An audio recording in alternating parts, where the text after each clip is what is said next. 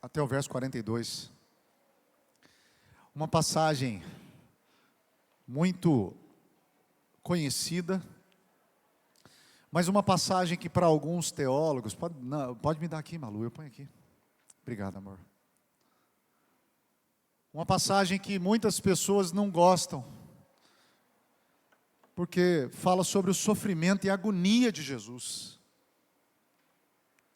Quando a gente fala de agonia, todo mundo aqui já ficou agoniado em algum momento. Agoniado para ir embora, agoniado para uma dor passar. Gente, a tal da cólica renal, misericórdia. Misericórdia.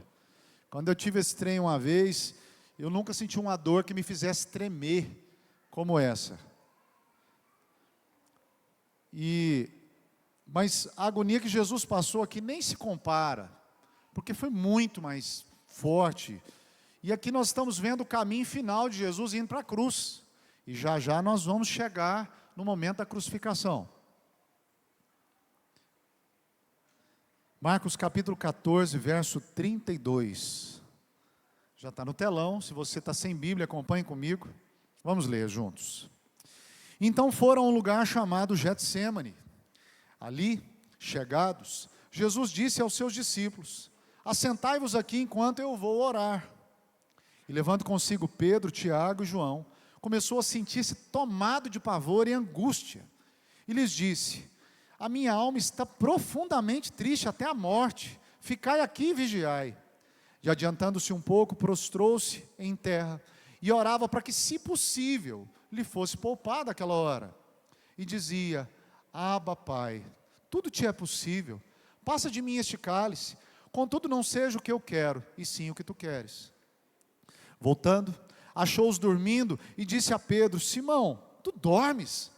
Não pudeste vigiar nem uma hora? Vigiai e orai, para que não entreis em tentação. O espírito, na verdade, está pronto, mas a carne é fraca. Retirando-se de novo, orou, repetindo as mesmas palavras. Voltando, achou-os dormindo outra vez, porque os seus olhos estavam pesados e não sabiam o que lhe responder. Ele veio a terceira vez e disse-lhes: ainda dormis e repousais? Basta, chegou a hora. O Filho do Homem está sendo entregue nas mãos dos pecadores. Levantai-vos e vamos. Eis que o traidor se aproxima. Só até aí. Vamos orar mais uma vez. Pai, obrigado pela tua palavra.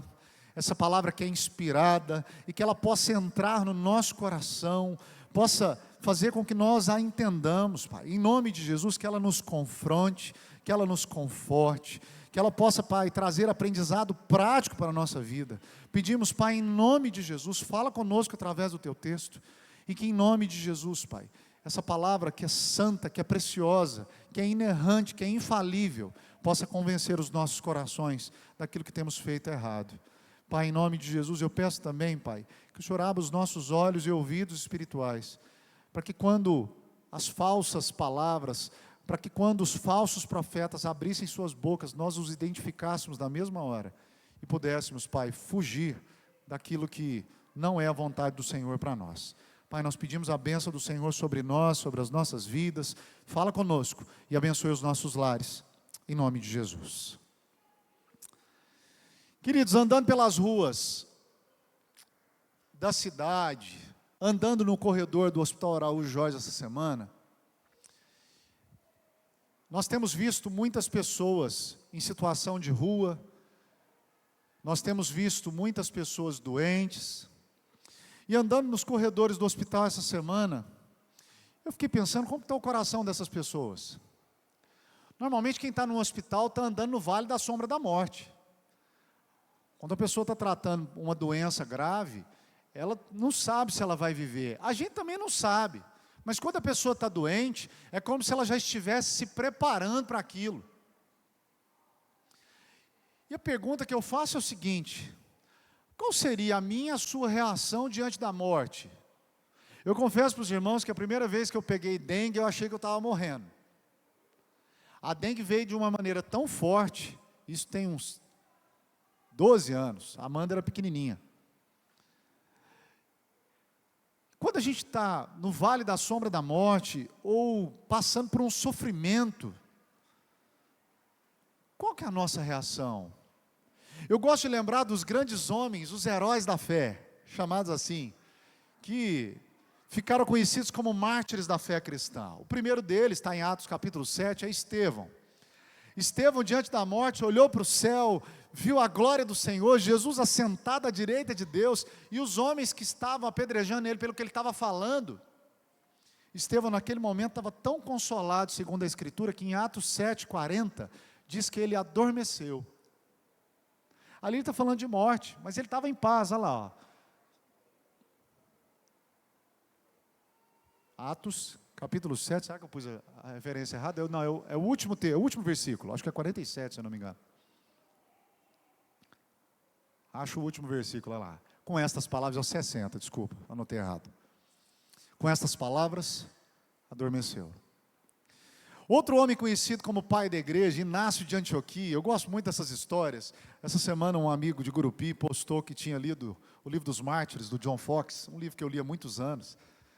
E Inácio de Antioquia, antes da morte, diz assim, que o fogo e a cruz, que manadas de bestas selvagens, que a ruptura dos ossos e a dilaceração de todo o corpo, e que toda malícia do diabo venha sobre mim, assim seja, se só puder ganhar a Cristo. Pode acontecer o que for, se eu estiver com Jesus está tudo certo. E antes de ser lançado para as feras e ser dilacerado, ele completou e disse, eu sou apenas o trigo de Cristo, e hoje eu vou ser moído pelos dentes dessas feras, mas para que eu possa ser achado um pão puro. Mais um, Policarpo de Esmirna, diante da morte disseram que daria liberdade se ele negasse Jesus. Nega Jesus e você vai ser livre. A resposta dele, durante 86 anos eu tenho servido ao Senhor Jesus e Ele não me fez mal algum. Como eu iria blasfemar contra o meu rei que me salvou? Quando ele estava ele ia ser jogado numa fogueira. Antes de ser jogado, ele completou. Vocês me ameaçam com fogo que queima por um momento e logo passa. Mas vocês não conhecem o fogo do julgamento vindouro. Então façam o que querem fazer. Podem colocar seu fogo. Eu poderia contar dezenas de histórias, mas eu penso, será que nós teríamos tamanha fé para olhar com sorriso para a morte e dizer, eu sei para onde eu vou, eu sei a quem eu sirvo. Esses homens sorriram diante da morte, vendo que a morte era uma porta de entrada para estar com o Salvador. Eu estive num velório de um senhor que foi cristão, crente a vida toda, piedoso, e diante da morte, ele falou assim, eu estou pronto para partir. Abraçou toda a sua família, beijou todo mundo, deitou na cama, dormiu, morreu. Então, irmãos, que nós tenhamos a fé que eles tinham, e nesse texto de hoje a gente vai ver um contraste em relação a isso. A reação do próprio Cristo trilhando o caminho para a morte. Antes de passar por todo o sofrimento, a gente vai ver na sequência os textos. De cara a gente percebe uma diferença grande de reação. Porque os mártires com um sorriso no rosto estavam prontos para dormir. Mas aqui a gente vê que Jesus estava com dor, tristeza e agonia, angústia. Em Lucas 22, a palavra de Deus diz que Jesus suou sangue de tão angustiado que ele estava. Por quê? Qual o motivo para isso? Será que Jesus demonstrou fraqueza nos últimos minutos? É algo que nós precisamos averiguar, e o plano de hoje, para essa passagem, para essa perícope aqui, é responder 3 perguntas. Primeira, qual o motivo de tamanha aflição de Jesus nesse momento? Segunda, Jesus tomou o cálice da ira de Deus. Se Deus é amoroso, por que tamanha ira de Deus? E terceiro, qual o motivo da obediência de Jesus se ele podia se livrar de tudo? Desse tamanho sofrimento que ele ia passar. Porque tem gente que fala, precisava ser assim? Outro dia um aluno me perguntou na sala de aula, professor, por que Jesus teve que sofrer tanto? E eu vou responder essa pergunta hoje. Então grave isso.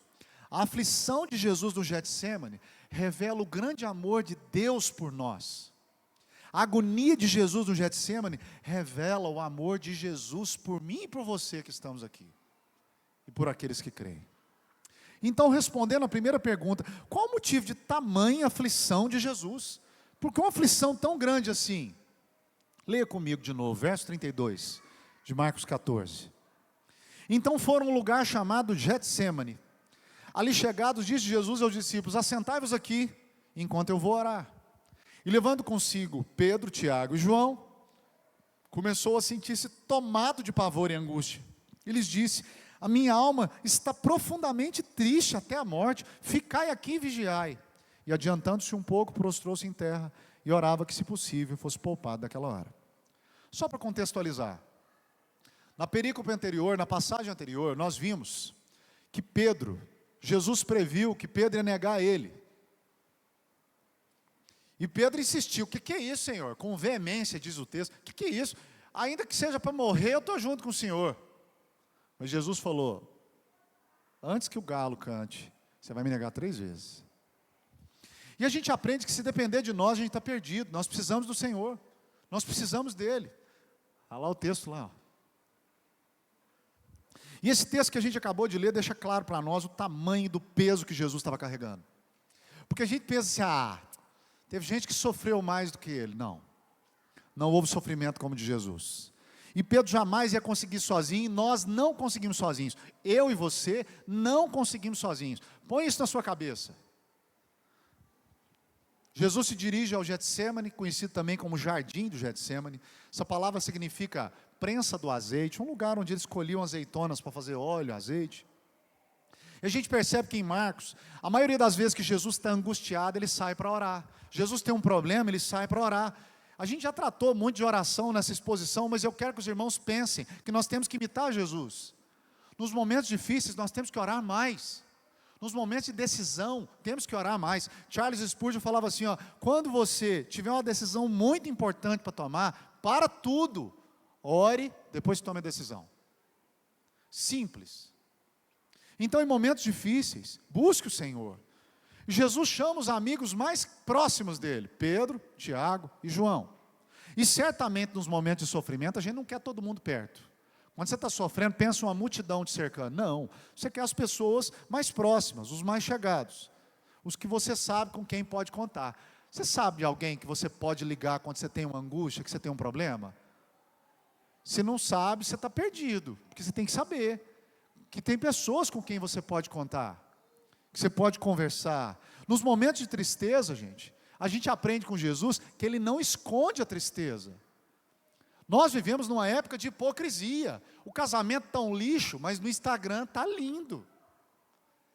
O cara está com problema financeiro, mas ele posta foto, não escreve nem TBT, né? Porque o pessoal normalmente posta na quinta-feira o TBT para lembrar. Aí ele quer mostrar que ele está bem.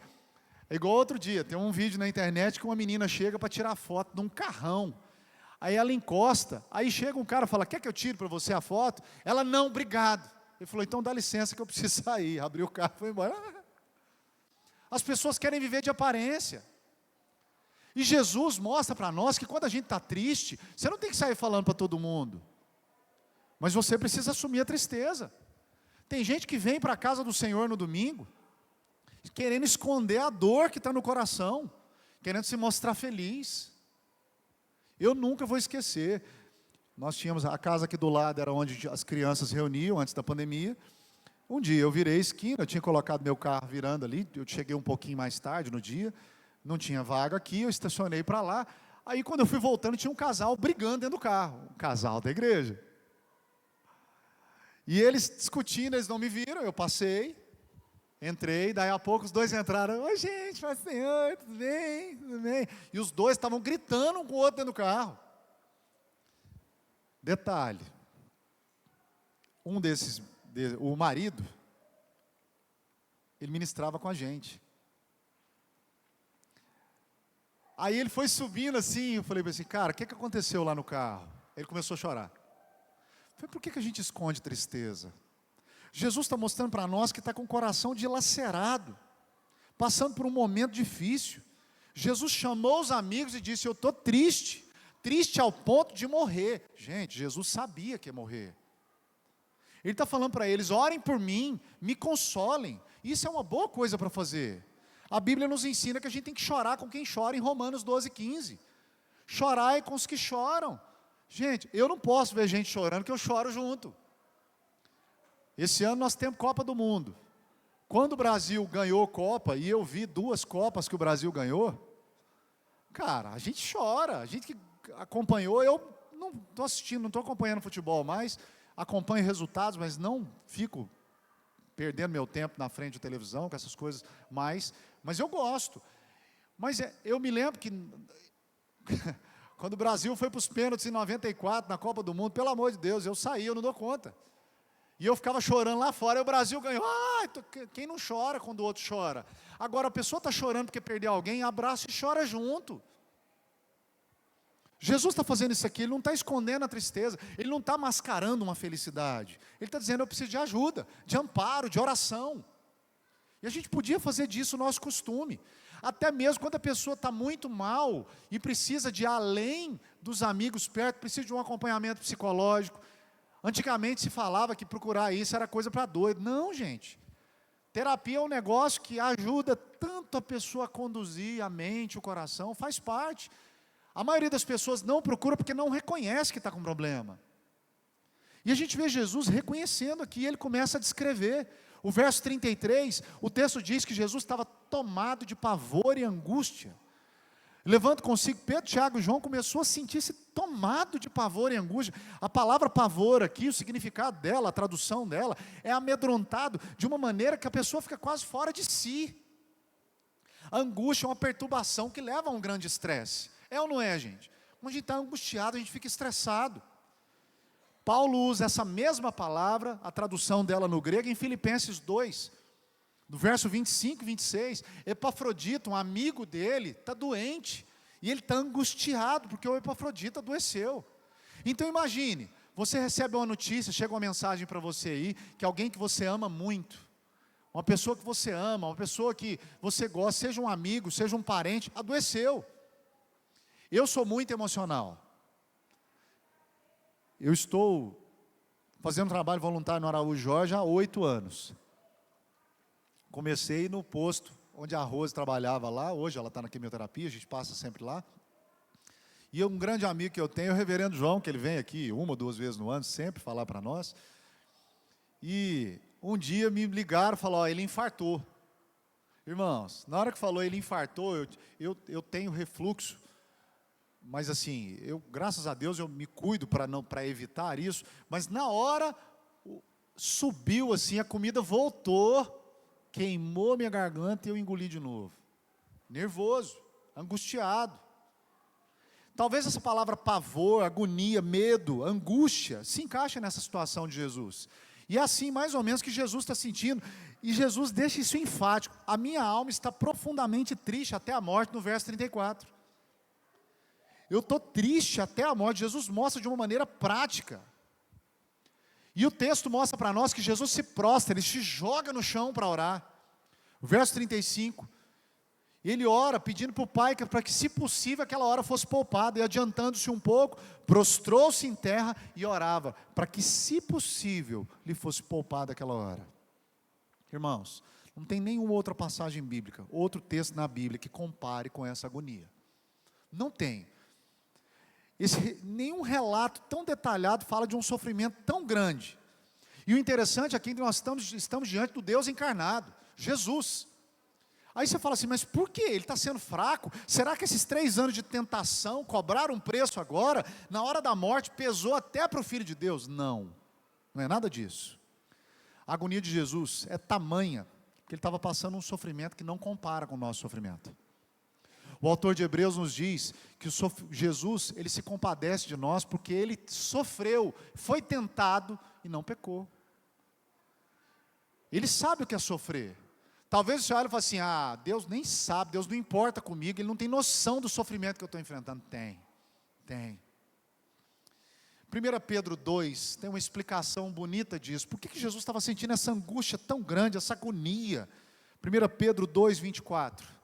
Olha o que o apóstolo Pedro diz. Jesus estava carregando Ele mesmo em seu corpo sobre o madeiro os nossos pecados, para que nós, mortos para os pecados, vivamos para a justiça, por suas chagas fomos sarados. Nós nunca vamos entender o que é carregar um pecado de alguém. Nunca. Que dirá da humanidade inteira. Isso é importante para a gente entender o quanto o pecado é abominável para Deus. Presta atenção nisso. O pecado é odioso para Deus. Muitas vezes a gente peca e solta uma frase assim: foi só uma vez. Foi só uma mentirinha branca. Outro dia um conhecido meu falou para mim assim: não, uma mentirinha pode. Irmãos, domingo que vem eu vou. Hoje eu estou tão cansado. A gente faz esse tipo de coisa porque a nossa mente é deturpada pelo pecado. A gente não sabe o quanto Deus odeia o pecado.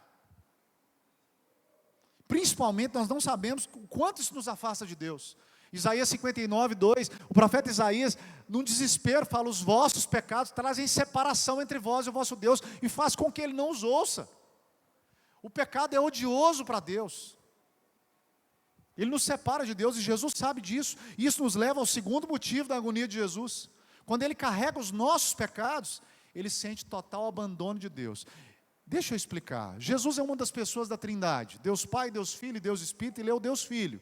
E no estudo da Trindade, Deus são três que coexistem de forma que eles têm uma relação de amor entre si, sempre juntos, mas não são a mesma pessoa. Você fala assim: isso é difícil de entender? É difícil até para os teólogos mais inteligentes.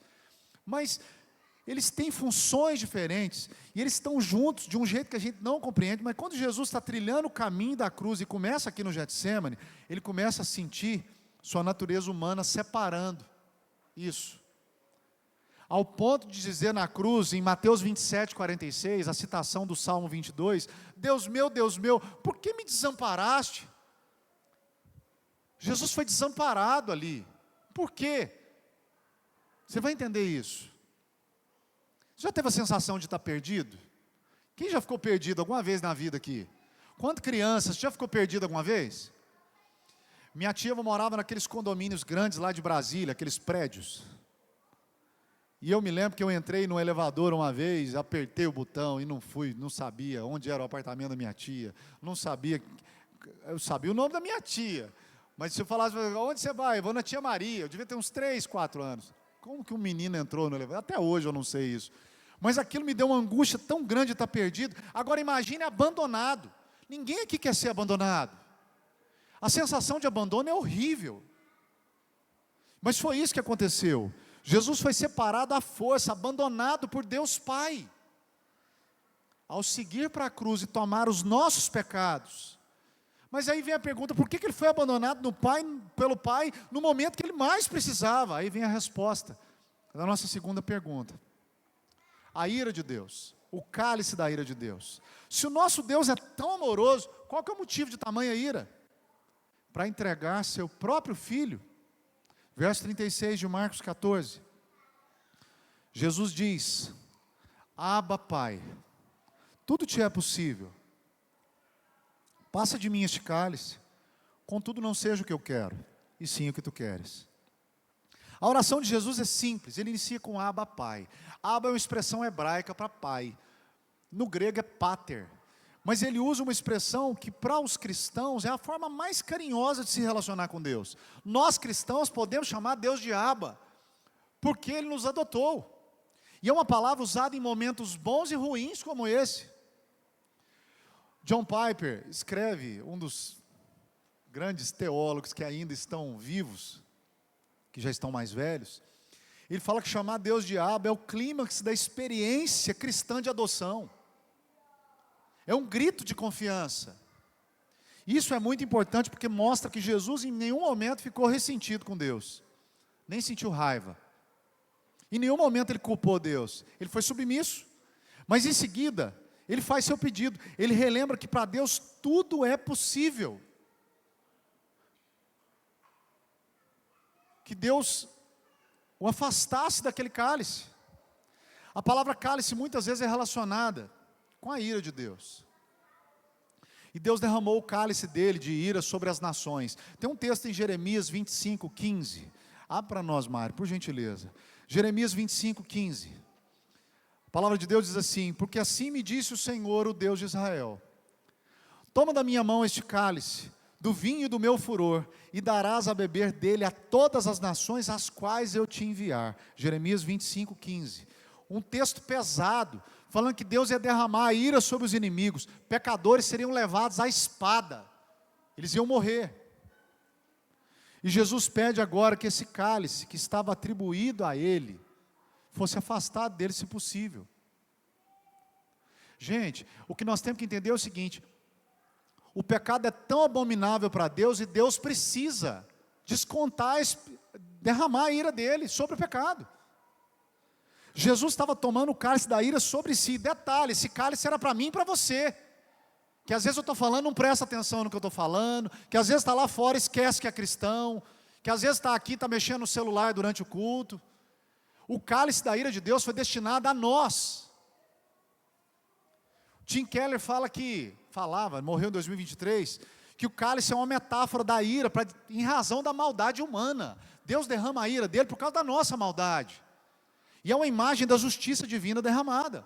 No jardim do Getsêmani, Jesus volta para o Pai, e tudo que ele consegue de resposta do Pai é ira, abismo e separação causado pelo pecado. Mas você fala, mas Jesus não pecou. Essa é a questão. Essa agonia de Jesus, a gente entende a ira de Deus, porque a ira precisava ser derramada sobre alguém. E para entender esse atributo de Deus, a gente precisa falar sobre como Deus é santo. Deus é santo, santo significa separado, e separado é algo diferente, em outra categoria. Por isso que você, quando é cristão, você precisa ser diferente do resto. Nós temos que ser diferentes, além das coisas desse mundo. Mas Jesus, ele é santo perfeitamente. Ele está numa categoria que nós não estamos. Ele é santo, ele é Deus, e nós não somos. E a santidade de Deus reflete a sua moralidade além. Ela está além da humanidade. Então não há maldade em Deus, não há deficiência ética em Deus. Nosso Deus é santo, significa que Ele é puro e bom. Isso nos leva à sua justiça. Porque Deus é santo, significa que Ele abomina o que é mal. E quando qualquer parte da santa lei dele é infringida, tem que haver justiça. Nós temos que entender o seguinte: a justiça de Deus, ela é definida como a forma que Deus se manifesta a cada homem, com aquilo que ele merece. Você sabe onde você merecia estar pelo seu mérito, nesse momento? Ardendo no fogo do inferno, como eu também. Nós somos pecadores, e eu nunca vou me esquecer do irmão que um dia saiu daqui emburrado comigo. Eu não sou pecador não, eu não volto aqui na igreja mais não. Eu falei, meu irmão, que dia que você deixou de ser pecador? Isso é justiça. O que a gente espera de um justo juiz? Para Maria Fernanda, que é acadêmica de direito, o que se espera de um justo juiz? Que ele condene quem faz errado e que ele absolva quem está certo. Sim ou não? É o mínimo que se espera, a justiça. Mas a Bíblia diz em Romanos 6, 23, que o salário do pecado é a morte. Alguém precisava morrer. Todo que comete pecado tem que morrer. Então você fala, não, então é justo da parte de Deus que Ele aplique a justiça dele sobre alguém. Pecado exige punição, presta atenção nisso. Pecado exige punição. E qual é o aspecto da justiça de Deus da punição? A ira. Ele derrama a ira dele sobre o pecado.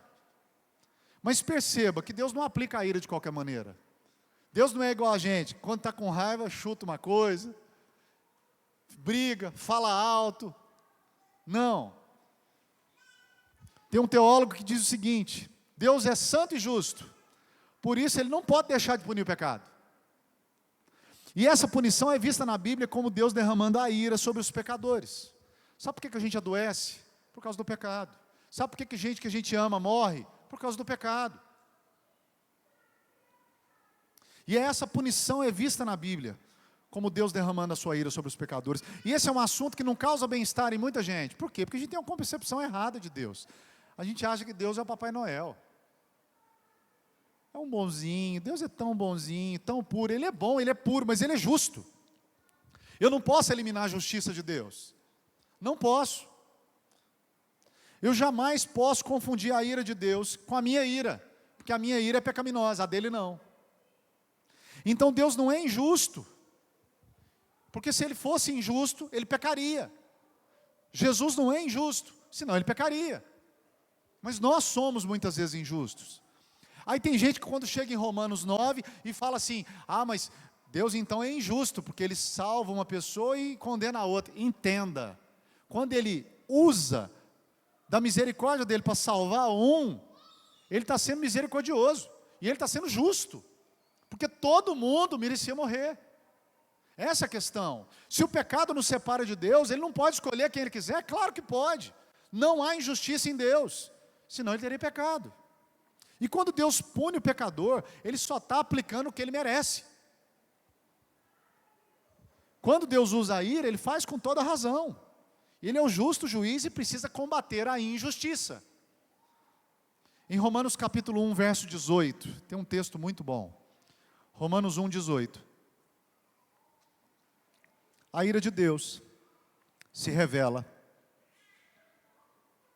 do céu contra toda impiedade e perversão dos homens que detêm a verdade pela injustiça. Mário, muda para NTLH, mesmo versículo, por gentileza. Para ficar bem simples de entender. Do céu, Deus revela a sua ira contra todos os pecados e todas as maldades das pessoas, que por meio das suas más ações, não deixam que os outros conheçam a verdade a respeito de Deus. Por isso, Deus derrama a sua ira. Mas quando a gente fala de ira, que é o que nós merecemos pelo pecado, nós não podemos esquecer de falar daquilo que Deus faz para quem Ele ama. Por isso que Jesus te ama não é um bom evangelismo. Se a pessoa rejeita Deus, ele está condenado, como é que você fala que Jesus ama a pessoa? Eu não gosto quando eu vejo cartaz na cidade, Jesus te ama, adesivo. Não é, tem gente que Ele não ama, você está mentindo para a pessoa. Se ela for um filho da ira, mas Deus, a quem Ele ama, Ele derrama misericórdia. O que é misericórdia? É o ato de Deus que não atribui a nós o que nós merecemos. Eu acabei de falar para vocês, nós merecíamos condenação no inferno. Mas Deus derrama sobre nós misericórdia. Deus nos dá aquilo que a gente não merece. Se eu pequei, eu mereço a ira de Deus. Mas se Deus usa de misericórdia, Ele não aplica a ira em mim. E quando que Deus usa a misericórdia? Quando Ele tira a ira de cima de você e aplica em outra pessoa. Agora a gente começa a entender por que Jesus está sentindo tanta agonia no Getsemane. Sabe aquilo que você fez errado durante a semana? O cálice da ira de Deus foi derramado sobre Jesus por causa disso. Sabe as coisas que você tem feito escondido na internet?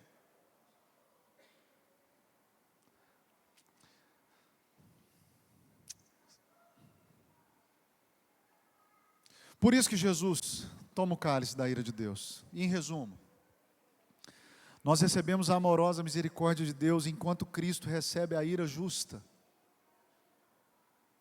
Isso é constrangedor, irmãos. Você morreria no lugar de alguém? Eu acho que uma mãe e um pai talvez daria a vida pelo filho. Mas se eu pedisse para você morrer por um assassino estuprador que está preso no presídio, você morreria?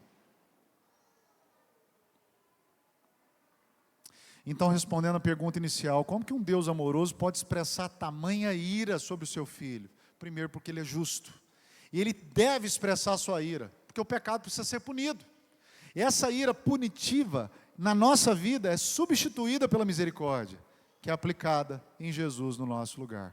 Então, a ira vai para Cristo, enquanto você recebe o amor. Isso tem que ser constrangedor. Nós merecíamos a ira, mas porque Ele nos amou, Ele enviou o Seu Filho para pagar um preço por nós. O preço que eu e vocês tínhamos que pagar, tomar o cálice da ira de Deus, cai sobre Ele. Então, meu irmão, se o pecado nos afasta de Deus, Cristo tomou o cálice e foi abandonado por isso. Porque Ele tomou o pecado de todo aquele que nele crê, para que nós pudéssemos ser reconciliados com Deus. Então, se o pecado exige punição da ira de Deus, Cristo pega sobre si a ira e derrama sobre nós o amor. A ira de Deus é derramada sobre Cristo, ela revela o grande amor que é derramado sobre nós, de maneira misericordiosa e graciosa.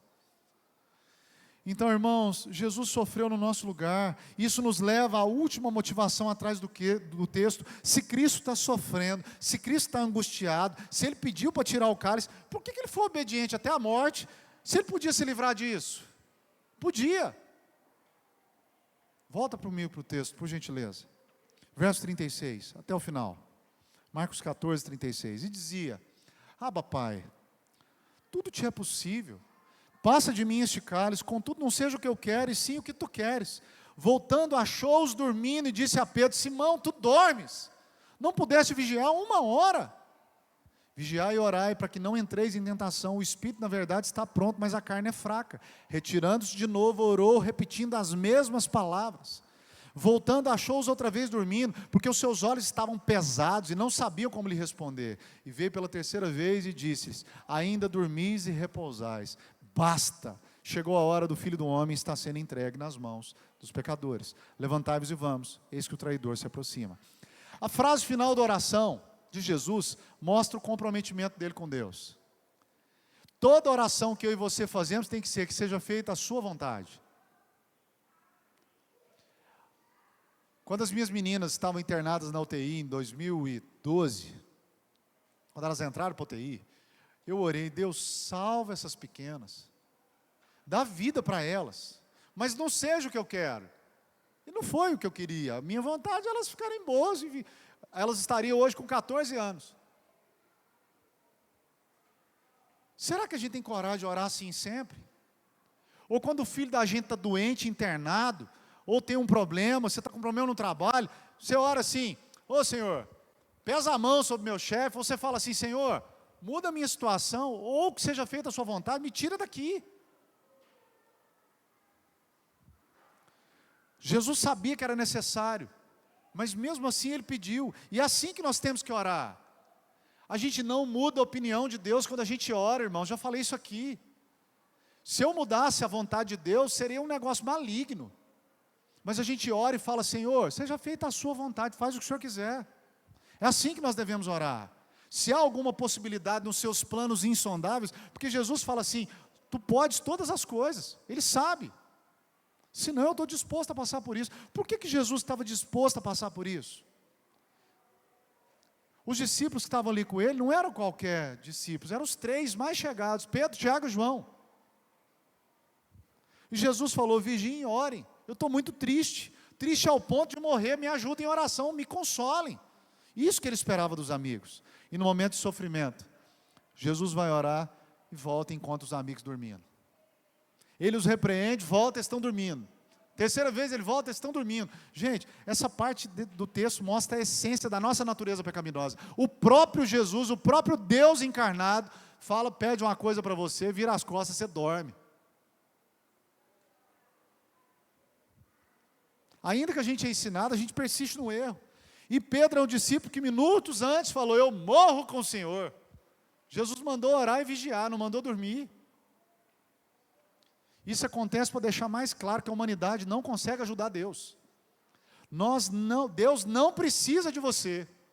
Ele usa você pela misericórdia e pela graça, mas Ele não precisa de você. Como tem canções que não são cristãs, que o pessoal diz que é gospel, mas não é cristã, que fala que Jesus precisa de você. Ele não precisa de você, Ele não precisa de mim, mas Ele nos usa pela misericórdia dEle. Nós não temos capacidade, nós dependemos totalmente dEle. Não existe motivo para confiar no nosso coração. Nosso coração é enganoso, nos desvia para caminhos tortuosos. Tanto que Jesus fala no verso 38, o espírito está pronto, mas a carne é fraca. Quando nós nos tornamos cristãos, o Espírito de Deus passa a habitar em nós, e a gente passa a vencer as tentações, porque nós somos carnais. Pecadores, continuamos pecadores. Em Romanos capítulo 7, o apóstolo Paulo fala da guerra do espírito com a carne. O bem que eu quero fazer, eu não faço, eu faço mal. Porque nós não alimentamos nosso espírito. Deus nos deu ferramentas para treinar o nosso espírito. A gente pode orar, pode ler a Bíblia, pode estar em comunhão aqui. A nossa intenção de trazer a escola bíblica para o domingo de manhã é para mais gente participar, porque durante a semana é muito corrido para todo mundo. Jejuar, todas essas disciplinas espirituais fortalecem a gente para vencer o pecado. Só que às vezes a gente falha em fortalecer o espírito.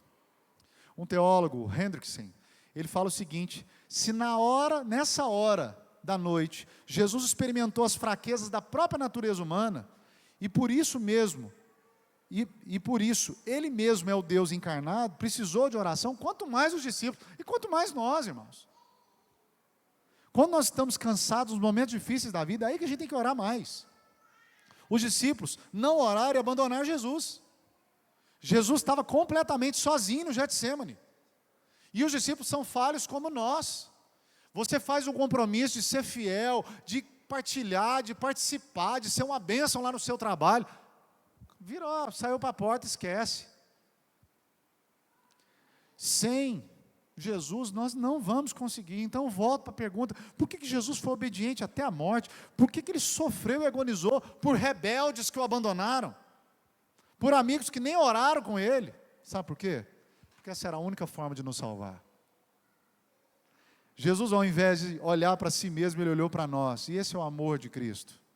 Ele se entrega, Ele se doa, Ele sofre, para que você tenha vida diante do Senhor. Isso é maravilhoso, irmãos. Quando nós dizemos que Cristo passou pelo maior sofrimento que já existiu, isso não é frase de efeito, não. É verdade.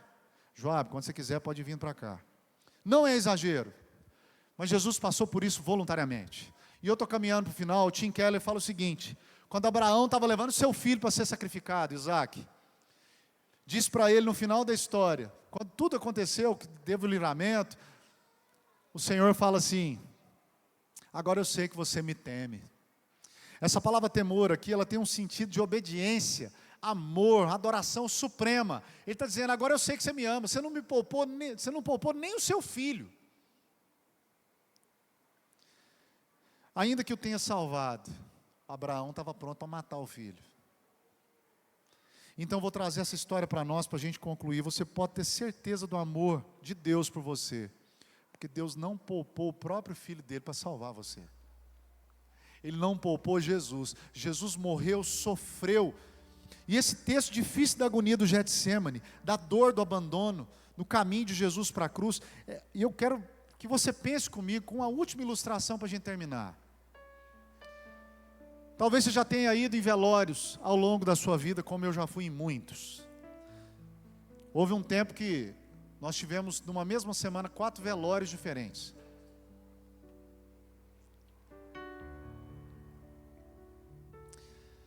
Quando você vai num velório de gente que não crê em Jesus, é uma coisa. Mas é uma coisa desesperadora. Por quê?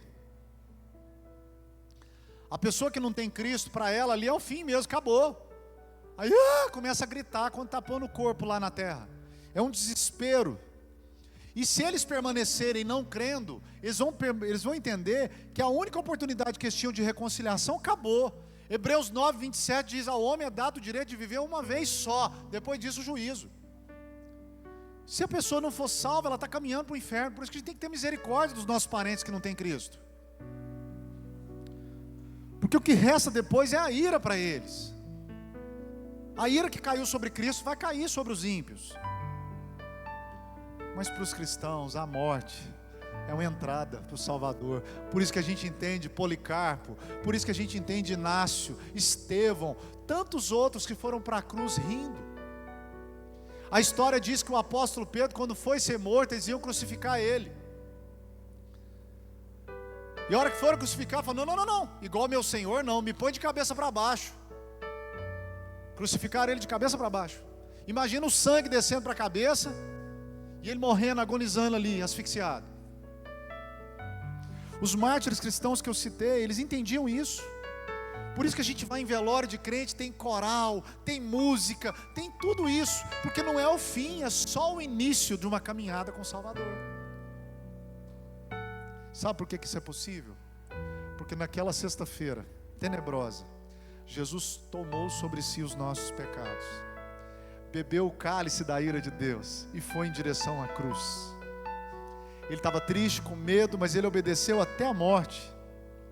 Na sexta-feira ele não estava com um sorriso no rosto, mas certamente ele estava com esperança. A esperança de que quando aquilo passasse, ele teria uma enorme alegria de ter cumprido a vontade de Deus, de poder nos levar com ele. Isso me emociona muito, porque isso é redenção, irmãos. Cristo sofreu e morreu para que nós tivéssemos vida em abundância. Não desperdice isso. Não desperdice o seu tempo com outras coisas, não desperdice sua vida. Leve a vida cristã a sério.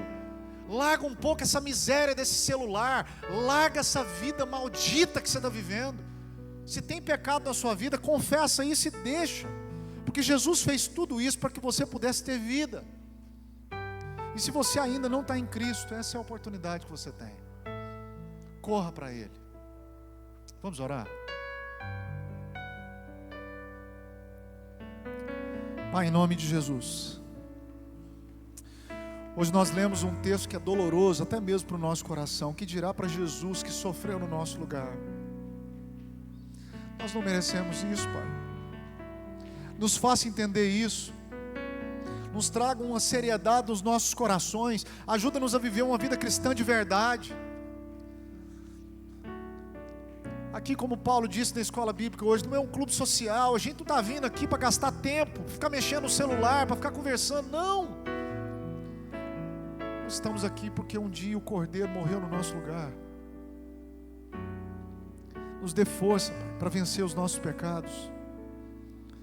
O Senhor fez tudo isso por nós. Que nós possamos, o mínimo, oferecer as nossas vidas e o nosso tempo concentrados aqui nas coisas do Senhor, sem distrair com nada lá fora. Nós somos gratos por tão grande amor, por ter passado por tudo aquilo. Obrigado, Senhor. Obrigado, Senhor. Já sepultei filho nessa terra. Já sepultei pessoas que eu amava. Já tive sofrimentos físicos. Mas nada se compara a isso, Senhor. Me ajude a nunca esquecer isso. Ajude os meus irmãos a nunca esquecerem essas coisas. Em nome de Jesus. Ajude a cada um aqui a servir o Senhor integralmente. A entrar aqui dentro, desligar das coisas lá fora e se conectar no Senhor, Pai. Ajuda-nos, Pai, a oferecer um culto ao Senhor, o nosso serviço ao Senhor, adorando, cantando, orando. Ajuda-nos, Pai. Em nome de Jesus. Vamos ficar de pé. Vamos cantar uma canção.